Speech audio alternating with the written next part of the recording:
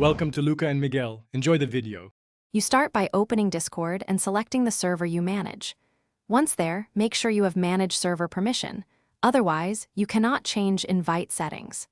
Next, navigate directly to Server Settings, then choose the Invite section so you can view all active invite links.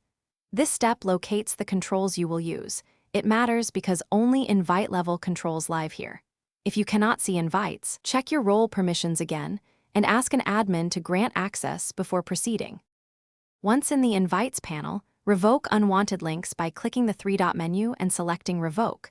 Do this for each link you do not recognize. Next, change the server's default invite settings, set expiration to 1 hour or 24 hours, and limit uses if needed, because shorter links reduce abuse. Then, make sure only specific roles can create invites by editing roles or channel permissions.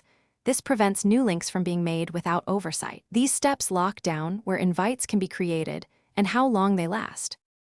To finish, test your changes using a non-admin or test account.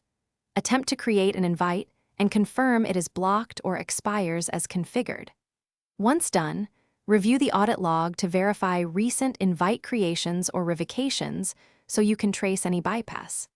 If something goes wrong, make sure role hierarchy places admins above modified roles and inspect channel-specific permission overrides, because those can re-enable create invite even when server defaults are locked.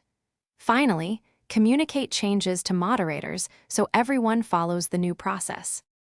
Thanks for watching and please subscribe. It's the best investment you'll ever make.